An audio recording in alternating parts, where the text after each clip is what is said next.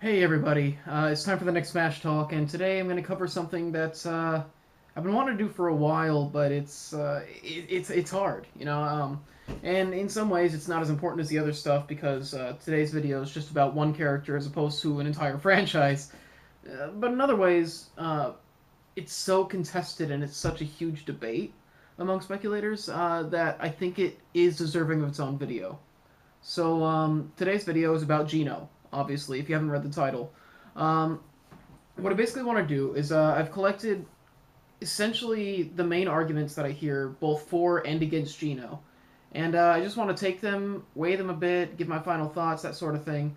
So it's going to be a more in-depth analysis than I've really done on a character so far, in a video at least. Um, so it should be interesting. Let's see how it comes out. So what I'm going to do is I'm going to do a pro and then a con. I've got the five main reasons for both, and I'm just going to go ahead and do pro con pro con pro con, and at the end just kind of a summary, that sort of thing. Or you know what? I could just do it instead of telling you what I'm about to do and then have you watch it. I could just I'm going to do it. Okay. The first pro for Geno, in my opinion, is the game that he represents. Not only does he represent an RPG, which hasn't been done yet in the Mario series, aside from, oh, Mario, Luigi, Bowser, and Peach are all in the RPGs, well, they're in everything. But he specifically represents the RPGs and Super Mario RPG Legend of the Seven Stars, which is the RPG that kind of started the RPG thing with Mario, and was debatably one of his most popular games. It was a Super Nintendo game. I don't know how many of you have played it, because it never got a follow up. It's really surprising to me that they didn't do anything else with the series after the first game. Although it does make sense because it was done by Square Enix, but I'll get to that later. Um, so he represents the RPGs, which would be nice. All we've seen so far are just the main cast, which kind of represent the platformers mostly, just because platformers are the main Mario thing. That's just like the classic sort of set of characters. Um, However, he's only been in one game. This is the con, by the way. He's only been in that one game, and it's been a long time. Now, that's aside from cameo appearances in Superstar Saga. There's a doll of him in the game, basically. Nothing big. It's not actually his character. Because here's the thing, he's not actually the doll. Um, I should actually just do an overview of him real quick. Geno is a character from Super Mario RPG. What he is he is literally a star spirit, sort of thing, who has come to Earth, not Earth, well, their version, the Mushroom Kingdom. He's come to the Mushroom Kingdom and inhabited the body of a doll and turned it into this, like, just ass kicking machine um, to essentially help free the kingdom and the star realm and such. Um, yeah, that's Geno, if you didn't know, but everybody knows that. Anyways, so he's only been in one game, and it has been a really long time.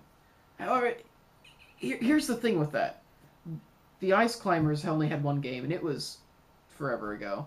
A lot of the characters that appeared in Brawl hadn't had a lot of games and haven't shown up in a long time. So I don't know how much that really affects things compared to, um, I suppose, the character as a whole. But I'll get to that later. Um, One of the pros. Actually, this is interesting. This is both a pro and a con. Geno is one of very few unique characters in that he is owned. Well, it's not that he's owned by Nintendo. He's owned by Square Enix. He is a third party character, but he exists within a first party franchise. He is a Mario character and a Square Enix character, which cuts both ways. Because here's the thing, you can't put him in as a Mario character, really, because he's owned by Square Enix. But he is a Mario character, so putting him in as just a third party is a little bit weird, isn't it? Because he wouldn't be in with the Mario row, he'd be over with the third parties. But that's not really showing what he is, because he's not important to Square Enix in that he's not a character who's been in huge Square Enix games, aside from Super Mario RPG, which is a Mario game. So it's this really, really confusing gray area, and in my opinion, that can cut both ways. Um, I mean, on one hand, yeah, he's not really fully third party and he's not really Mario, but on the other hand, he's like one of the only characters that is a first party character created by a third party company. The closest thing I can think of that people have been considering is Waluigi, but he wasn't created by a third-party company. He was created by Camelot, a second party. Um, so it's a bit of a different issue. But I mean, think about how cool that is. If you want the third-party characters to show a relationship with Nintendo, the way that Sonic is like a rival to Mario, the way that Snake, honestly, Snake doesn't have that much to do with Nintendo. Yes, he started on Nintendo systems and he's had some ports over there, but honestly, the reason that he's in the game is because Konami as a company is close to Nintendo. And even though Konami has games that are actually closer to Nintendo, he's their mascot, and Hideo Kojima, the creator of Snake, is friends with Sakurai. So honestly, Snake kind of has a spot in Smash because of non-game related reasons, which is cool. I mean, he's a really, really big character. He's a cool character. They did him well in the game. I like playing as him. Anyways, that's besides the point. Geno could show the tightness of a relationship. Like, this is the ultimate collaboration between Square Enix and Nintendo, is making Super Mario RPG. Um, where else are you going to find something like that? A first-party game created by a third-party company. It's essentially, that's not quite what it is, but essentially that's what I feel like it is. So that's both pro and con. Next pro is that he has an incredibly unique character design and moveset. I don't know how much I can actually explain that more. Compared to a lot of the other Mario characters, like Toad, honestly, to me, Toad is a little bit underwhelming. I think he's an important character. I think we could see him. But compared to, like, being like, oh, I can play as Mario or Luigi or Peach or Bowser or any of these other, like, characters, almost every other character in Smash, if not every other character, I don't know if there is one that I feel the same way about. When you look at them, you're like, this is this character. I have an attachment to him. I know who he is, except for characters I didn't know, obviously. But Toad would be the first character, if he gets in, where I would look at him and I'd go like, this is kind of a generic character. Which, to me, is uncomfortable. And I know to other people he doesn't feel generic, and I'm not saying like he's a horrible choice. But to me personally, I honestly don't like Toad that much as a playable character. Um, I feel it's really, really underwhelming compared to all these, all-stars on the roster. However, Geno, there's nobody else like him. I can't think of anybody else like him. In his appearance, not just in his appearance and his moveset, but in his role in the games. Yeah, Rosalina was tied to the stars, but she didn't come down and like fight and try to like liberate them or anything. I guess he had the Star Rod. Maybe some of the companions in Paper Mario could kind of tie into this, but I feel like Geno's still an incredibly unique character, and I feel like that's why people still talk about him. Is because his role really left an impact. Some say that he started the whole thing about stars. I mean, the way I feel about that argument is, yeah, he's tied to the stars, and yeah, stars were important for every game after that. But I mean, it's not like it became a big thing in the games because he was there. Yeah, it's kind of like the other way around, where his character was created because they wanted stars to be an important thing. So, I know it's a little bit nitpicky, but I don't actually take that into account much when I'm talking about Geno. Okay, con. Not everybody recognizes him because he, is kind of an older character. Really, it's people in my generation or a bit older that honestly recognize him. I know I've gotten into debates with people before, and part of this irritates me just because I don't think you should do this. I've gotten into debates with people before over Geno, where like halfway through the debate they like reveal, yeah, I actually haven't played Seven Stars, and I actually haven't like researched it or anything. And I'm like, how do you talk about a character that you've done no research on and like haven't even bothered to like look up and actually like experience the game? But that's just the thing, is there are a lot of people who haven't played it. But this does kind of tie into my argument before, though. I had no idea who the Ice Climbers were. I had no idea who... Okay, I did know who Game & Watch was. I had no idea who Rob was. I had no idea who a lot of these characters were. I didn't know Marth and Roy. I didn't get into Fire Emblem until after Melee, because Melee got me into Fire Emblem. So, To me, that's not that important. But I can understand how in polls and popularity contests that might work against him, especially because most of the people who do these online polls and who do YouTube and those sorts of things are in the younger generation. Um, which makes it hard to evaluate things, is the YouTube community and in general the online community doesn't represent all of gamers. So, I mean, we kind of get a sample of opinions from a very select group, but who knows what all these people who will play the game and everything but don't go on the forums and stuff want. You know? One of his pros, he's very, very popular amongst most of the people who've played his game and know him. As I said earlier, most of the people who don't like him don't really have any experiences with him, which makes it hard for me to take their opinions seriously. But I digress. Yeah, it's sort of like why people want Shulk in. Xenoblade is a very, very popular game for those who have played it, and Shulk is the main character of that game, and he's a popular character. I mean, I have to admit, usually in RPGs, the main character is not my favorite character, at least in JRPGs, I should say. Usually, yeah, like in Final Fantasy and such, I usually don't like the main character that much.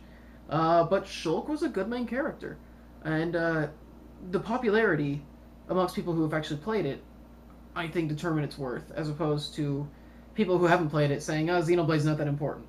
Well, I mean, if you haven't played it, I don't know. I have to say, he's my favorite character from 7 Stars, and I think a lot of people share the same opinion. Because he was highly, highly requested for Brawl, and this is actually my 5th pro, but I guess they kind of go together. He was heavily requested for Brawl, and he was hacked in a lot. The fact that we're having these debates about him is kind of a testament to his popularity, I think. Even people who don't like him are having to voice that opinion because of the huge amount of people who do want him. So, yeah, it's a toss-up. Next con, he hasn't been in any of the crossover games. To me, this kind of works, kind of doesn't. First off, some people bring up like Fortune Street. Fortune Street was just Dragon Quest and Mario. That's it. So I don't think Geno would have a place there. Although they have used music and boards inspired from Super Mario RPG. Although I think that's honestly just because that had some of the best music in the series. And some really, really good boards and locations. But that's not important. The biggest one is he wasn't in Mario Hoops 3-on-3. Here's my thing with that. The only people that they put in 3-on-3 was kind of your normal cast of Mario sports people. And then, like, the very basic Final Fantasy characters. Like White Mage, Black Mage, that sort of thing. So, I mean, I don't think they were looking to add any of those characters that they had in common. Because, I mean, honestly, the cast of Mario Hoops 3-on-3 is basically the same cast that you see in Superstar Sluggers and games like that. I mean, smaller, obviously, because they were sharing the roster and it's only 3-on-3. But I don't think not seeing Geno there really affects his chances of being in the fighting game. But it could mean something. I don't think it means that Square Enix hates Geno or anything, which I've heard people say, and they're just like, Square Enix doesn't like Geno. They're upset that Nintendo, it's something tied into the Final Fantasy thing. I'm like, no. His last con is that he was passed over for Brawl. When he was requested. I mean, look at how much he was hacked in. People wanted him in Brawl, but they didn't put him in. And I think that's because of the third-party situation. I mean, when you think about it, the third-party characters that he put in were the character of a friend that he had, who was also part of a big company, and it was a big franchise, and, I mean, it's not like he put in, like, I don't know, what's a really, really small character? Yeah, it's not like he put in Mei Ling or something. You know, he put in a mascot that a friend of his was responsible for. And then he put in Sonic, the most requested third-party character, also a huge icon and a rival to Mario. So he probably just didn't want a Square Enix rep at that point. However, this also means that Geno isn't one of his priorities when it comes to third-party. It's, he's clearly not, or he would have actually put him in the game.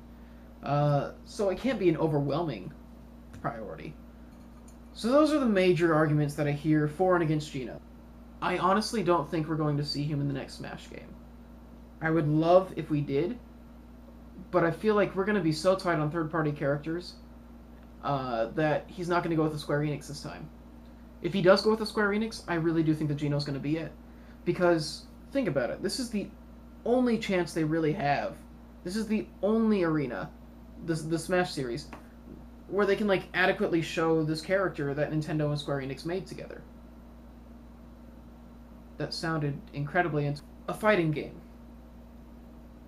with a Mario character made by Square Enix, who is an incredible fighter, highly popular. This is the arena for Geno to debut in, for them to put him in. But I don't think we're going to see a Square Enix character. I think we're just going to see a Capcom. I think that's the only third party we're going to see. I don't even think we're going to see a Namco. Maybe one. If we do see a second third party, it's going to be Namco. But yeah, I just don't think we're going to see a Square Enix. I don't even know if we're going to see a new Mario. I don't know how many new characters we're going to see. Yeah, I feel like with this next game, we're going to be so limited on characters that Geno's not going to get in. I was feeling very optimistic about it before, but compared to all these other characters, Geno's not a priority. He's not a priority over Shulk. He's not a priority over Ridley and all these other like characters that are just, they really do need to be in the game. You know, you look at them and you're like, they need to be in to be happy with the game. And Geno's just not that way. I'm still holding on. I know he will be in someday. He's going to be in. Just have to figure out when. I suppose I should address, if there was a Square Enix rep, what characters are there to choose from? One really popular one that I see, kind of surprises me, is Slime. And look, I love the Dragon Quest series. I've played nearly every one, not quite every one, but I've played so many Dragon Quest games, and I love Dragon Quest. I really don't think Slime's as important or as like representative of the series as some people build him up to be. And I also don't think that the fact that he's a blob, and that's just the thing, is he is a blob. When it comes down to it, he's very underwhelming. People who aren't fans of the series probably won't even get why he's even slightly important. He can't do a lot of the things that Smash can do. I don't see him as that important. I see Sora a lot. I don't think we're going to see Sora because he is primarily Sony. Yeah, he's had some games on Nintendo handhelds, but no, I think he's primarily a Sony character, and we're not going to see him come over to Smash. I don't feel any connection between him and Nintendo characters. Like, I mean, when he ties in with characters, it's Final Fantasy characters, which is another primarily Sony thing. So I really don't see Sora. I also don't see Cloud. I don't see Cloud, and it's not because he doesn't feel right in the game. It's just because he has so little connection to Nintendo. That and Final Fantasy has its own like fighting game. You know, Dissidia already happened. So that's essentially it. Square Enix actually has very little relevance to Nintendo specifically, except for things like Chrono Trigger and Super Mario RPG. And I feel like Super Mario RPG is simply more impressive than Chrono Trigger when it comes to representing characters. That's my 2 cents. And I know that there are tons more arguments for and against Geno out there, so please just let me hear all of them. Because, I mean, the more information we share, the more likely we're going to come to a good conclusion. You know, that's why the internet exists, is to combine ideas and everything. So, yeah. This is a long video. I apologize for the length, but I really wanted to talk as much as I can about this and try to cover all the bases. If there's something I forgot, let me know. I can try to address it later, or I can address it in comments, or PM, or whatever. Yeah. Alright. See you guys later.